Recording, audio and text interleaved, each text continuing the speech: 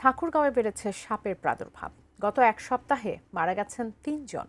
হাসপাতালগুলোতে নেই অ্যান্টিভেনম। দুশ্চিন্তায় জেলার সাধারণ মানুষ। বিস্তারিত জানিয়েছেন ঠাকুরগাঁও প্রতিনিধি MS আহমদ। ঠাকুরগাঁয়ের ৫টি উপজেলার মধ্যে ৪টি উপজেলায় ভারতের সীমান্ত ঘেঁষা এবং ঠাকুরগাঁয়ের পাশাপাশি পঞ্চগড় জেলা এবং নীলফামারী জেলার কিছু অংশ এবং দিনাজপুর জেলার কিছু অংশ এই এলাকার মানুষগুলোর একমাত্র যে স্বাস্থ্য খাতে যে চিকিৎসা নেওয়ার জন্য তারা ঠাকুরগাঁওমুখী হয়ে থাকেন। এবং দেখা যাচ্ছে যে ঠাকুরগাঁয়ের যে ৫টি উপজেলা ৪টি যেহেতু সীমান্ত ঘেঁষা, এই এলাকাগুলোতে সাপের প্রাদুর্ভাব এই বর্ষার সময়টাতে সবচেয়ে বেশি হয় এবং পরিসংখ্যান বলছে গেল এক সপ্তাহেই এই সাপের কামড়ে মারা গেছেন ৩ জন।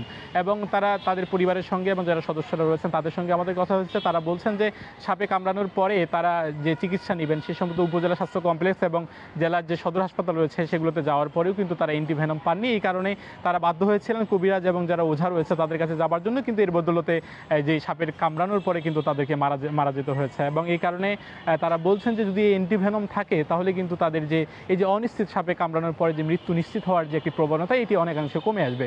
আমরা এটি নিয়ে যে হাসপাতাল রয়েছে এবং হাসপাতালগুলোতে আমাদের যারা চিকিৎসক রয়েছেন তাদের সঙ্গে কথা হয়েছে এবং কিছুক্ষণ আগে আমরা যে সিভিল সার্জন যিনি রয়েছেন তার সঙ্গে আমাদের কথা হয়েছে। তিনি জানিয়েছেন যে গেল এক সপ্তাহেরও অধিক সময় ধরে তাদের যে উপজেলা স্বাস্থ্য কমপ্লেক্স রয়েছে এবং যে জেলার যে সদর হাসপাতালটি রয়েছে এগুলোতে অ্যান্টিভেনম নেই।